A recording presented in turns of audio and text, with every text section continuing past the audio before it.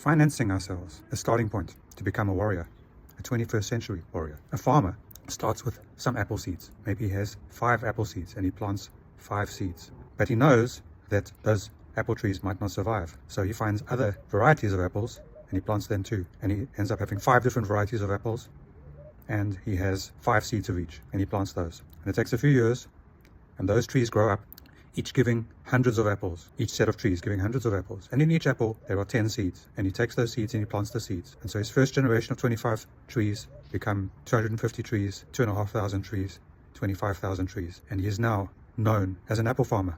And the seeds are the finance. And the point is that in the first generation, he didn't eat any of his apples. Some of the trees died. Maybe there was a plague that attacked one particular variety, but the other 4 varieties lived and survived. And the farmer is farming for the long term.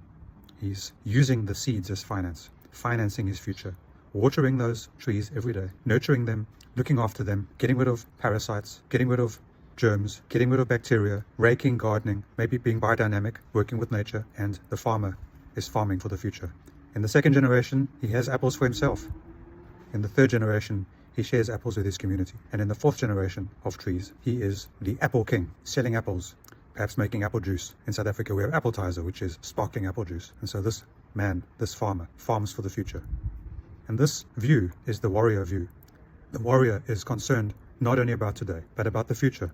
If the warrior owns a car, the warrior makes sure that he maintains his car. If the warrior has a farm, he makes sure he maintains the farm equipment. If the farm is remote and he needs to get a diesel tanker to come once a quarter to fill up his diesel tanks, then he makes sure to check the tanks every day, because maybe they're using more diesel than usual in the tractors and they need the tanker to come sooner. And so we are looking at today, and we're looking at tomorrow, and we're looking at the future. And this future is called planned maintenance. It's where you buy a machine.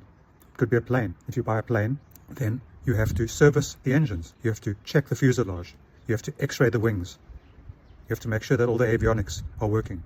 You have to make sure that the flying surfaces can move. You have to make sure that there's no water in the fuel. You have to check 100 things every time you fly. Because when you're at 30,000 feet, 10 kilometers above planet Earth, you can't get out to check the oil. And when you get to 1,000 hours, you've got to do servicing. And when you get to 5,000 hours, you've got to do servicing. And when you get to 10,000 hours, you've got to do servicing. And at some point, you have to overhaul the engine. You take the engine off, you put another engine on so the plane can keep flying. And for several weeks, you take that entire engine apart, you check every part of it, and you fix it so that it can fly more. It's very important that we maintain our systems. And this is all based in finance. Finance is about multiplication. Finance is about looking at what we have and seeing how we can multiply it. So please like and subscribe and share. Please ask questions. I'm going to put in the notes the first question that someone asked me that led to this, where he said, I'm young, I'm 20 years old, I'm teaching English as a foreign language in another country, I'm from South Africa, but I'm earning well relatively to South Africa in foreign currency, but I don't have any money at the end of the month. How do I fix that? So firstly, to speak about finance, and next week we're going to look at the specific answer to that question.